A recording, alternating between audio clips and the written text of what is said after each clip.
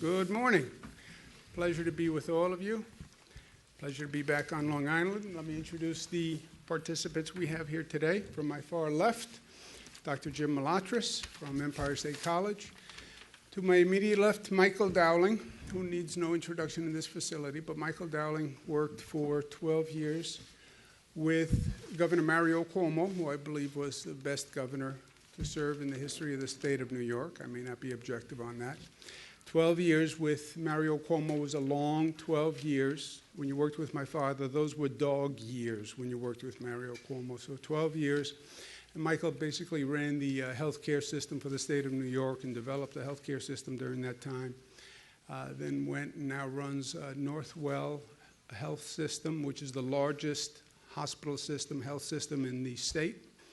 And he's been extraordinarily helpful here in dealing with this virus, and he's going to be even more helpful as we go forward. So it's a pleasure to be with him. To my right, Melissa DeRosa, Secretary to the Governor, and to her right, Dr. Howard Zucker, who you all know, who's our Commissioner of Health, who's been doing a great job. Pleasure to be here today. This is one of the most challenging times that this state has faced in modern history. Challenging time all across the nation. A lot of questions, a lot of anxiety, a lot of opinions out there. Everybody has an opinion. Everybody has watch the news, talk to people. Everyone has an opinion on what we should be doing. Everyone has thoughts that they want to share. One of the things that makes me frustrating for my team is I say, I'm interested in your opinion. I'm interested in your thoughts. But let's start with facts first, right? And then once we agree on facts, then we can get to opinions and thoughts and beliefs. But let's start with facts, and that's what I've been doing for the people of the state of New York. Let me give you facts. Our total hospitalization rate is down again. You see this curve. We talked about it on the way up, which was a painful journey. We talked about it at the quote-unquote apex, which turned into more of a plateau, a flattening. And now we're seeing it gradually decline. We would have liked to see a steeper, faster decline, but this is where we are, and it's a painfully slow decline, but it's better than the numbers going the other way. You see it on total hospitalizations, you see it on intubations, and you see it also in the number of new cases per day. This is important because while we're seeing that hospitalization rate go down, and you see the number of new cases going down, those number of new cases are still problematic, right? So it means 600 new cases yesterday. With everything we've done, we still have 600 new cases yesterday, either walking in the door to hospitals or people who are in hospitals who were then diagnosed with COVID. But that number is also going down. One of the most stubborn situations and the most distressing are the number of deaths, and that is down from where we were, but it's still 232 yesterday, which is an unimaginable and painful reality that we have to deal with. And when people talk about how good things are going and the decline and the progress, that's all true. It's also true that 232 people were lost yesterday, and that's 232 families that are suffering today. Also a caution in the number of deaths. I know the reporters and everyone likes to trace these numbers and document these numbers. I think we're going to find, when all is said and done, that the numbers are much different than we actually thought they were. The amount of information that is now coming out that changes what we believed or what we were told happens almost on a daily basis. This was a virus that started in China. Now, last week, the CDC says, oh, it didn't come from China. It actually came from Europe to the East Coast. That's how it got to New York, and that's how it got to Chicago, et cetera. That by the time we turned off travel from China, the China travel ban, the virus was already gone. and it was in Europe, and then it came here from Europe, and we didn't know at the time. So February, March, flights were landing, people coming from Italy, from the UK, et cetera, they were bringing the virus. We didn't know. They're now saying that the virus may not have come just in February, March. The virus may have come late last year. They're doing testing in Chicago now on people who passed last November and December to see if they passed from the COVID virus. So I think this is all going to change over time. So a note of caution. And I think it's going to be worse when the final numbers are tallied.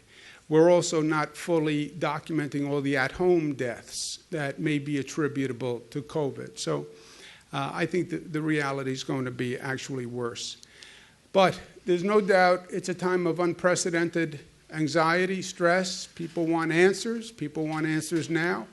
Haven't had a paycheck. They don't know where their job is. They don't know if they're going back to work, where they're going back to work, when they're going back to work, and they want answers now. And I understand that fully.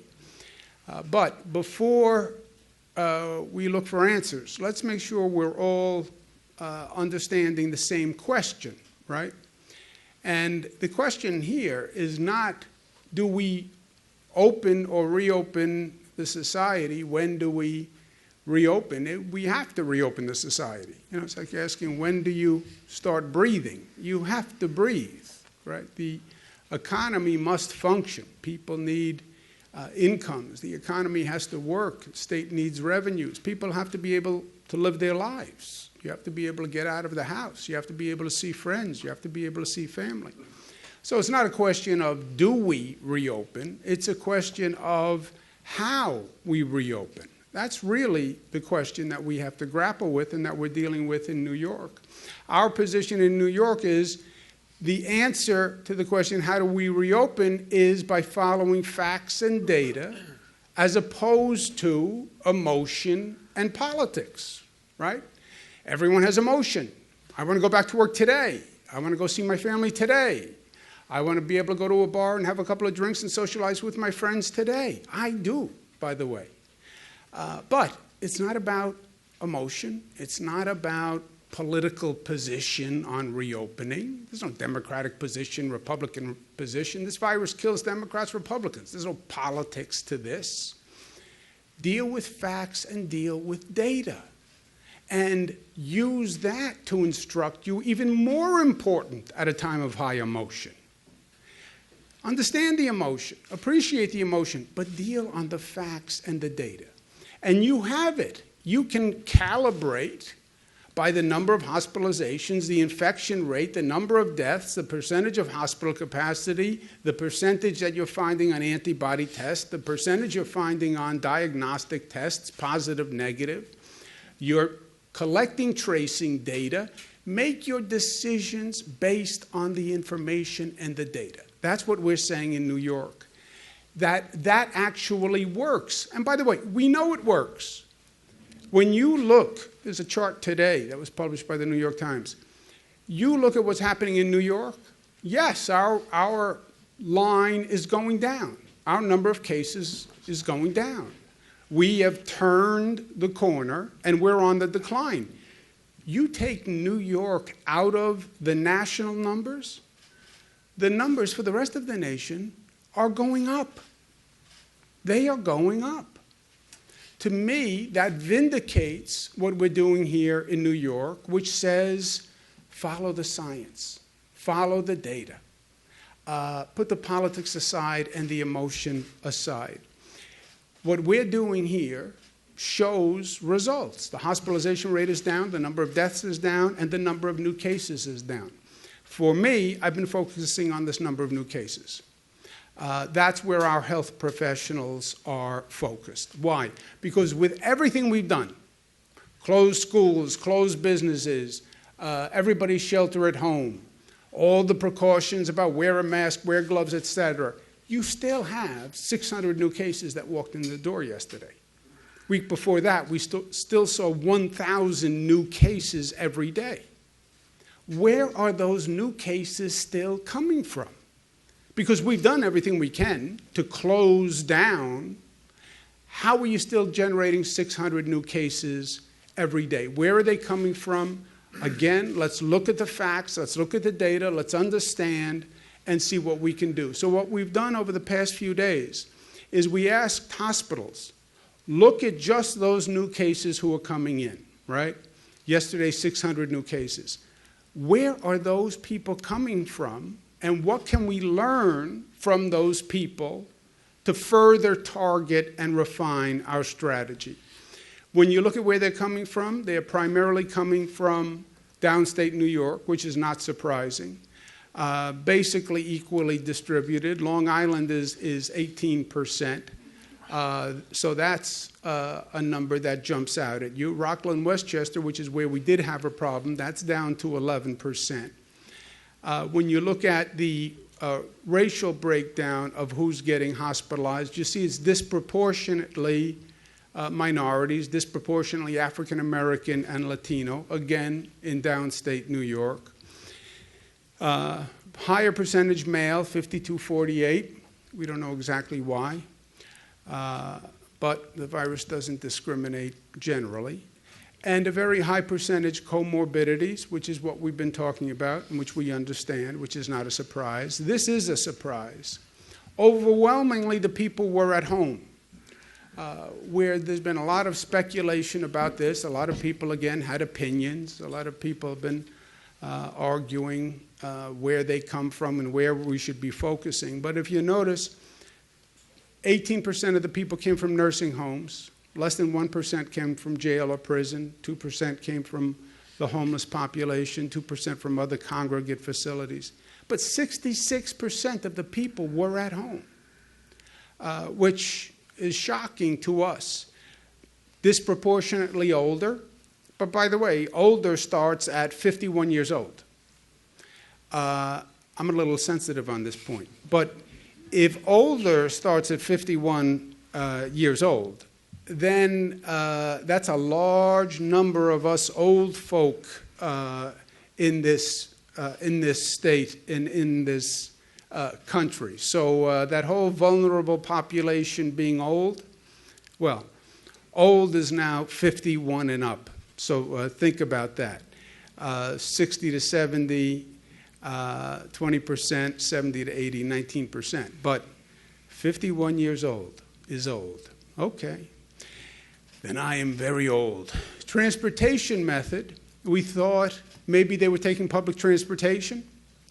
And we've taken special precautions on public transportation, but actually no, because these people were literally at home. 2% took car services, 9% were driving their own vehicle. Only 4% were taking public transportation, 2% were walking. 84% were at home, literally. Were they working? No. They were retired or they were unemployed.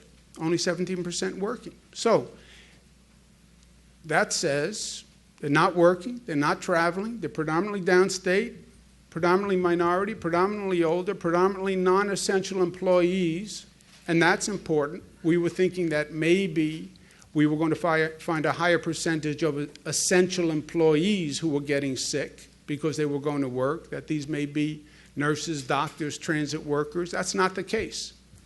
And they were predominantly at home. So now that's only 3 days. That's just about 100 hospitals, 1,000 people. But it reinforces what we've been saying, which is much of this comes down to what you do to protect yourself. Everything is closed down. Government has done everything it could. Society has done everything it could. Now it's up to you. Are you wearing the mask? Are you doing the hand sanitizer?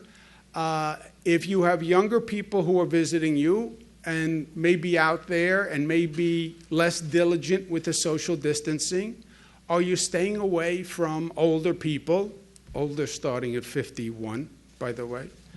But it comes down to personal behavior. This is not a group that we can target with this information. It's really about personal behavior. Another issue that we're looking at and we're trying to understand, what is happening in these hotspot clusters that you see popping up. You see it happening across the country in meat plants, where you have a significant number of people getting infected, and there's now a meat shortage in the nation. Well, we have a hot spot in New York State. We have a hot spot in upstate New York, Madison and Oneida counties. And it's around an agricultural business, but it's not a meat processing plant. It's actually a greenhouse farm. And we have dozens of cases coming from the employees in this situation. So what does that tell you? Well, it's not really about meat or vegetables, right? There's nothing about the fact that it was a meat processing plant, because we have a vegetable processing plant. It is about worker density and large gatherings. That's the caution flag here. That's the message. It's not about poultry. It's not about meat. It's not about vegetables. It's when you run a facility with a large number of workers in a dense environment. And we learned that already in New York when we had the New Rochelle hotspot, which was the first hotspot in the nation, New Rochelle, Westchester. And the lesson was 1 or 2 people infected who go to a large gathering or a dense gathering, that virus just takes off on you. And we learned that in New Rochelle. They're learning it again in meat processing plants and poultry processing plants across the nation. And we just went through it again and we're going through it now in Madison and Oneida counties. So that's something that we have to watch and keep in mind. Also, at the same time that we're going through this reopening exercise, I want to make sure we don't miss the opportunity in the moment. And the opportunity in the moment is that we went all through this. Let's learn the lessons, and let's take this moment in history to actually improve from where we are and to build back better. I want to set the bar high and set the goal of not just replacing what we did. Okay, everybody go back to where we were. I don't want to say that we spent all this time, all this pain, all this suffering, lost all these deaths, only to go back to where we were. Go back to a better place. How do you find the silver lining in this viral storm and actually improve your situation? We're on Long Island. We went through Superstorm Sandy. It was horrendous. Thousands of people displaced. But we learned and we built back better. Long Island is better for having gone through Hurricane Sandy. Well, how can you say that? Because it's a fact. We learned, we improved from a horrendous situation. Well, how do we do that here? And that's part of what we want to do. You know, people talk about making changes in society. Change is very hard to make. Change is hard in your own personal life, right? How many New Year's resolutions did we make as a society that are still in effect here in May, right? I was supposed to lose 5 pounds. I was supposed to be running every day. I was supposed to never lose my temper. Forget it, 1 week, maybe 10 days for the temper. But history does show that people are ready for change at certain moments. And I believe this is one of those moments, like a Superstorm Sandy, like a 9/11, like we've seen after natural disasters around the country, where people say, I get it, and I'm ready to make changes. And that's what we want to do. And that's what we talk about when we say, look, it's not just about reopening. It's about rebuilding. It's literally about reimagining and moving the state forward at this moment. And we want to do that. How do we come up with a better transportation system? How do we have more social equity in society, a better safety system, better housing, better economy, better education, better healthcare system? And we need the best minds available to take this moment, to put together with the best thinking that we can find to make the best improvement. One of the lessons is in public health and our hospital system. We worked in an impossible situation when this started. We were told that we may need 130,000 hospital beds for COVID. That was the initial projections. We only have 50,000 hospital beds in the state. How do you get 50,000 hospital beds to a 130,000 capacity? It was impossible. And by the way, we don't really have a public health system. We have separate hospitals all across the state, but they don't really function as one system. They never really work together on a day-to-day basis. They don't share patient load. They don't share PPE. How do you do that? And we scrambled and we made it work. But now how do we institutionalize that?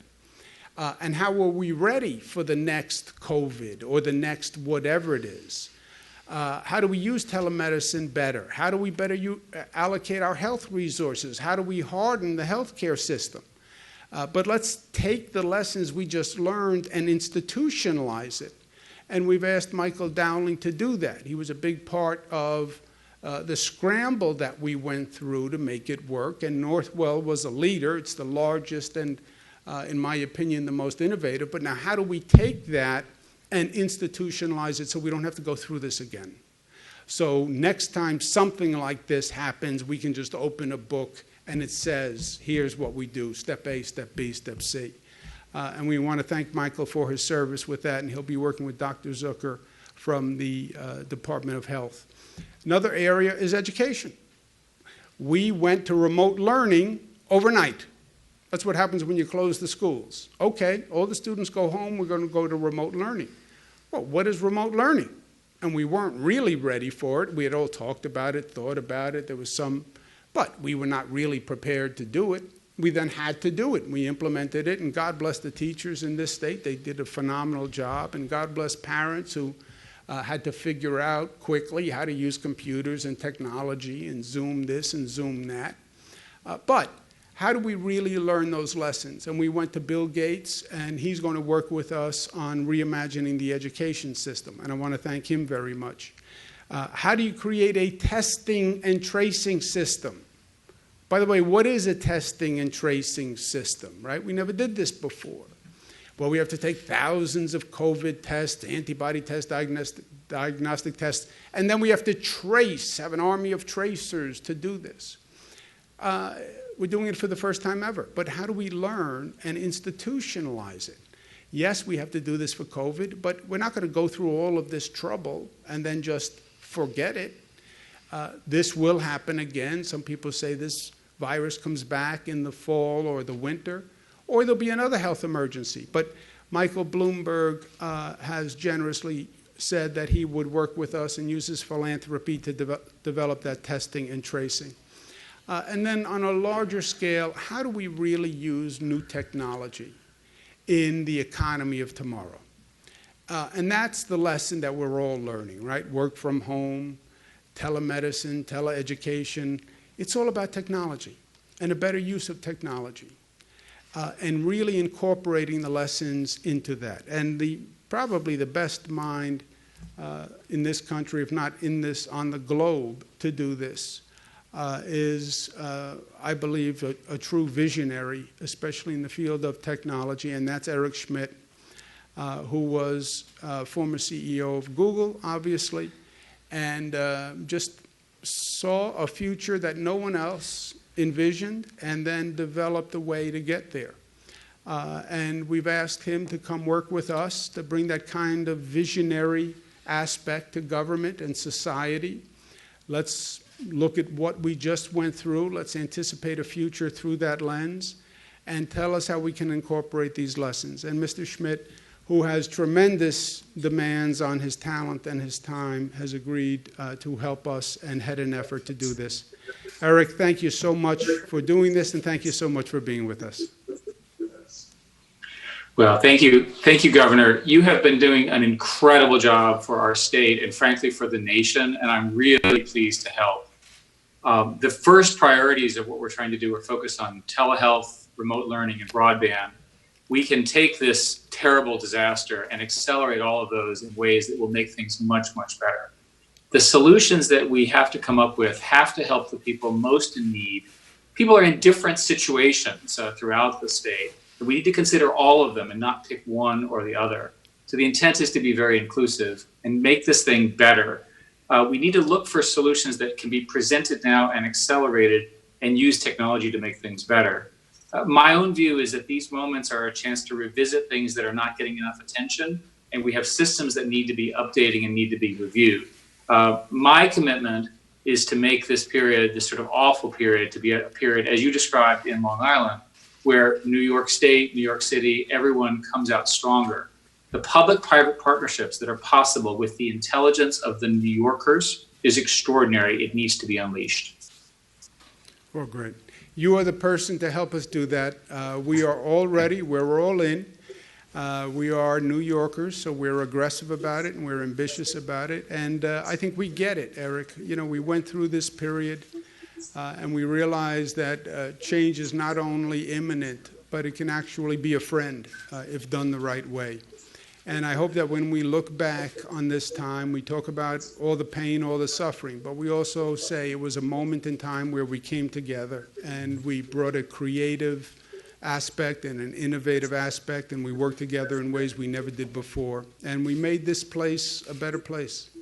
And I can't thank you enough for doing it. Eric, thank you very much. I look forward to continuing the conversation and working together. Mr. Schmidt, thank you. Thank you, Governor. Thank you. That is exciting. Last point today is National Nurses Day, as you know. Nobody knows better than New Yorkers how our nurses really stepped up with our healthcare professionals. You know, when the pressure is on in our lives, you wind up seeing the best and the worst in people, and heroes rise to the occasion. And that's what we saw here in the state of New York. Our frontline healthcare workers were just extraordinary, showing up every day, working impossible hours, a virus that nobody understood, fear of infection, but they just kept rising to the occasion. And that's why New York and the nation just loves all our healthcare workers, but our nurses especially have done a phenomenal job. And we thank them from the bottom of our hearts. And JetBlue had a beautiful idea of a way to say thank you, which is donating round-trip flights to 100,000 medical personnel and nurses to honor their efforts. Isn't that a beautiful thing? 10,000 to New York medical professionals. Michael Dowling is not eligible for that situation, but other than that, because we need him here in New York. But it's a nice way that JetBlue is saying thank you, and all of us will find our own way to say thank you. But I'm sure every New Yorker joins me in saying thank you, thank you, thank you from the bottom of our heart. To all the nurses who are here today, God bless you. And thank you for getting us through this. And thank you for being New York tough, which is not just tough, but smart and disciplined and unified and loving. God bless you. Questions? Yes, about reopening. So along the way, you've rubber stamped some things that you could say make common sense, like golf courses. You know, you were asked about drive-in theaters. You said, hey, that might be a good idea. So if a business owner right now says, I have a super creative way to do this, I can do it immediately and be safe. You talk about smart New Yorkers, intelligent New Yorkers. Do you trust that? And do you move forward with other things? Yeah. Piecemeal, maybe. Yeah, we have a very detailed reopening plan with very detailed steps. I touch on it in what we just talked about. We look at different regions in the state because there are different situations in different regions, right? New York City is different than Long Island, is different than the Adirondacks, is different than Buffalo, New York. And the numbers are just dramatically different. The way we talk about in this nation, states are in different places. In this state, regions are in different places. That's how big this state is and is how diverse it is. So there are specific factual data points that each region has to assess. Is your infection rate going up or is it going down? Are your hospitalizations going up or your hospitalizations going down? Do you have healthcare capacity if, God forbid, that infection rate takes off on you? Do you have the hospital capacity to deal with that? Do you have the ICU beds to deal with it? Do you have the PPE? If yes to those questions, then in that region, working with the local officials, what businesses do we reopen? And the analysis there is, businesses that are most essential and pose the lowest risk should go first. Construction jobs, because construction jobs, especially exterior construction jobs, workers are basically socially distanced by the nature of the work and can wear masks, getting that construction industry up and running again. Manufacturing, in a manufacturing setting where you can do social distancing, right? The meat plants are a caution flag. The poultry plants are a caution flag. The agriculture farm upstate is a caution flag. Not manufacturing where you have density and people 3 feet from each other on a factory line, because that's a problem, but manufacturing where you can socially distance. And then you can even go business by business. Drive-in theater, where an employer says, this is how I'm going to operate it. Everybody stays in a car. Nobody gets out of a car. You can make those decisions. So a bookstore, you could say maybe, a laundromat, no. Will we get to that point? You will get to that point. And we have the steps where you go through the data. Because first of all, you want to make sure you have the virus on the retreat, right? You want to make sure you're not still seeing that virus like fire through dry grass. And we do have the virus on retreat all across the state. Different levels of retreat in different parts of the state, but it is on retreat in all parts of this state, which is dramatically different than the numbers for the nation, which is worth noting. You have states that are opening where you still are in the incline. I think that's a mistake. Governor. In regard to the spike in homeless population in New York City, do you think by cutting the Advantage program, you bear some responsibility for New York City's spike in homeless population right now? No, we've increased funding for homeless all across the board. Local governments then decide what the best programs are for that locality. It's different in Nassau, different in Suffolk, different in New York City. But we've increased funding dramatically, exponentially. So it's not just a question of funding, it's how you use that funding. And I've worked on the homeless issue since I was in my 20s. First, I ran a not-for-profit. I was the largest not-for-profit provider for homeless families in the United States. Then I went to the federal government. I worked on homeless programs all across the country. I've been in more homeless shelters, homeless programs than probably any other elected official. So it's not just money. You have to know what you're doing, and you have to have a program that makes sense. So, Governor, with the presidential primary back on for now, I understand there might be an appeal. What are you doing to make sure that county boards of elections are able to handle what will likely be a very large influx of absentee ballots and protect poll workers who still must be there? Yeah, look, the best we can do, you still have to run elections. The court said we have to run elections. I don't think it's a good idea to have people go standing on line to vote. You shouldn't say to a person, if you want to exercise your civic duty, you have to endanger your public health and possibly endanger others. We've seen video of other elections held across the country. We have people waiting on line 6 feet apart to vote. I mean, that made no sense to me. So to the extent we can do absentee ballots and make that available to everyone and mail them out to everyone and make that easy, I think that is the best way. If we have to also have an election day where people show up on election day, my 2 cents to people is please vote by absentee ballot so you don't have to show up. But then if they have to show up, they have to socially distance, et cetera. Governor, just because you say everyone can get an absentee ballot, that doesn't mean that the county boards of elections are prepared. I believe other states have had issues trying to ramp up too quickly and haven't been able to handle all of the requests and sending out ballots in time and counting ballots. Are you doing anything to make sure that the boards of elections around the state are able to handle what you are asking them to? Yeah, well, we're working with all the local boards of elections. I've not heard from any board of election that says they can't send out the ballots. We told them last week they have to all send out pre-stamped forms that people can just send right back. And I haven't heard any issues from any local boards of elections. Have you heard any? We're working closely with the local county board of elections as well as the heads of the Democratic and Republican Party to make sure everyone has confidence in how the elections are being held. There is a very real possibility that certain elections won't be called on election night. That is a reality people should prepare for because, as you said, the hope is the majority of the people are going to be mailing in their absentee ballot. And so we want to make sure that the counting process is done right and it's thorough and that people continue to have confidence and faith in democracy. And so that may mean that certain elections are called a couple of days afterwards to make sure the counts are done properly. In terms of helping to support the county boards of elections, one of the things we've discussed internally, if it's something that they need, is supplementing with the National Guard. And seeing if the National Guard can step in and help where we know that there may be issues. But it is something that we're focused on and continuing to talk to the county boards about on a consistent basis. Do you plan to continue this for November? The executive order is only for June 23rd. Who knows? Tell me what happens with the pandemic between now and November, and I'll answer the question.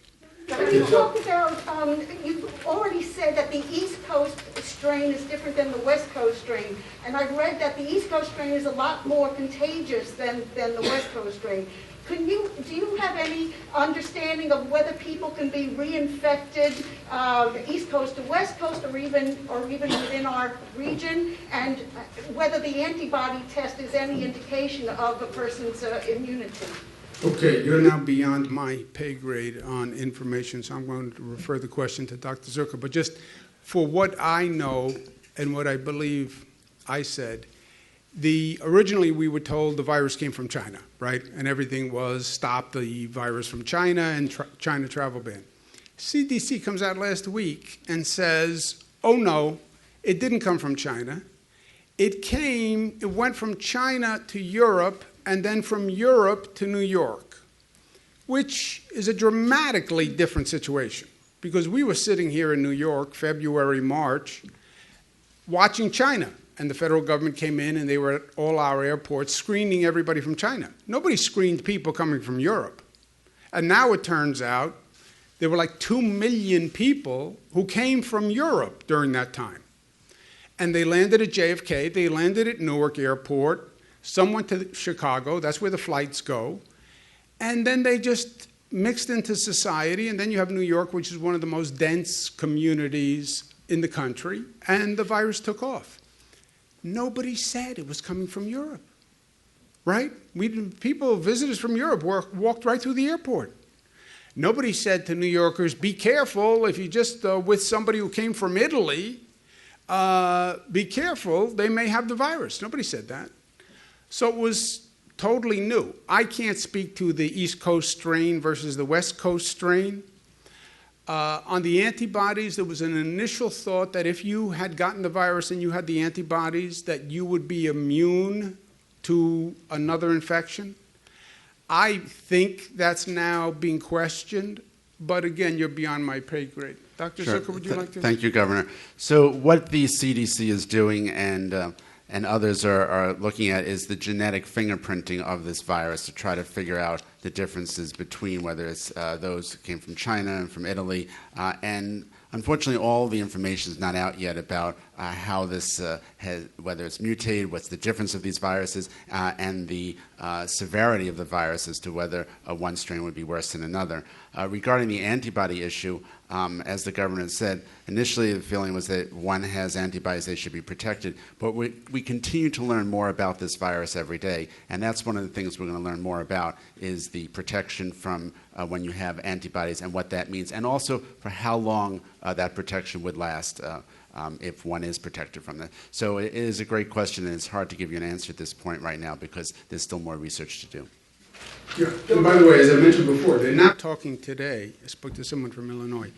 They think the virus may have come last December or November. So they're looking at autopsy reports to see if it should have been a cause of death last year, which to me is just a wake-up call that, you know, we think we know what we know, but nobody knows.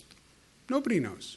I mean, look at all the revisions that are now going on about all the facts that we thought we knew, January, February, March. Governor, I want to ask Governor Cuomo, about on social reopening, Long Island does not seem close to meeting all the necessary criteria, even lagging behind the city on one key data point. Why is that? And along with that, the contact tracing seems to be a big challenge. And yesterday, the Nassau County Executive said that there's going to be this software for the contact tracing system isn't going to be online for 4 weeks. What role does that play in reopening? Yeah. One of the new systems that we have to develop here is, everybody talks about test, trace, isolate. We have to do thousands of tests. By the way, we've already done 1 million tests in this state. This state has brought testing online faster than any state in the country. And we now do more tests per capita than any country on the globe in New York. So we've been very aggressive and successful at bringing testing online.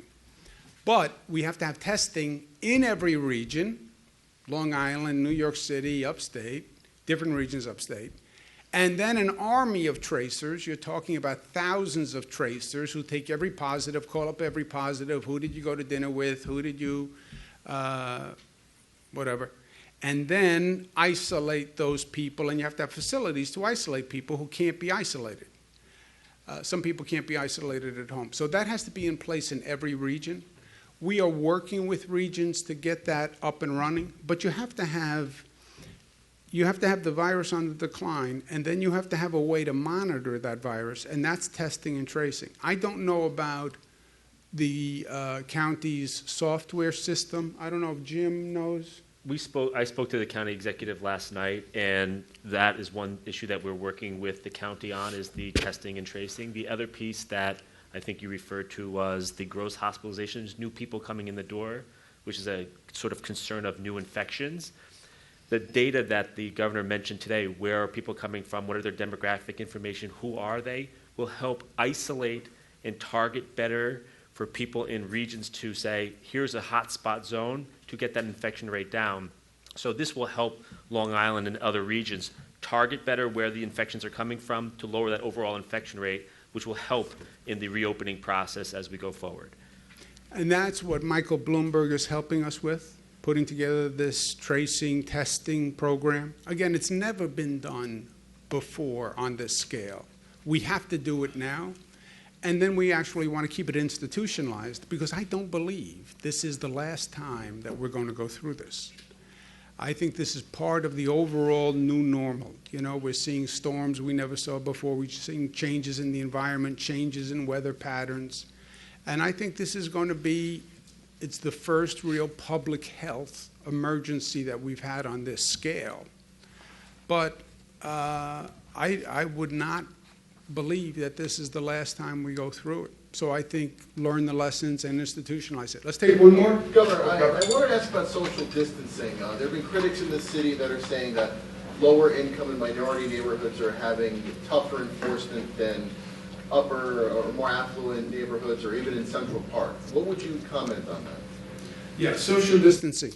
Not in this city, because we're on Long Island here, but let's call it in the city. In the city, when you're on Long Island, the city is New York City, although there are many cities in the state. The social distancing is important. The enforcement of social distancing and wearing a mask is left up to the local governments, and the local governments have discretion on how to enforce it. And obviously, it should be enforced in a non-discriminatory, non-selective way. But I think it is important that people socially distance. It's not, I think. I know it's important that people socially distance. I know it's important that people wear a mask. I know masks are now even believed to be more important by healthcare experts than they initially were, that they can be more effective. And it is so easy, relatively, in the scope of things, to wear the mask. I mean, look, we're at Northwell. Look at what the people here at Northwell just went through for the past 2 months to save lives. And we're asking people wear a mask so you don't spread the infection. Compared to what people have gone through, you don't want to wear a mask? No, that's not who we are. It's not what we are. We're part of a society. We understand we're responsible one for another. Wear the mask.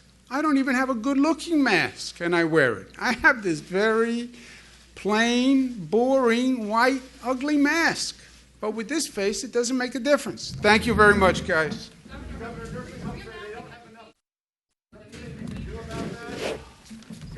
Don't say they don't have enough They PPE. should call the Department of Health. We have PPE and we can help them get it.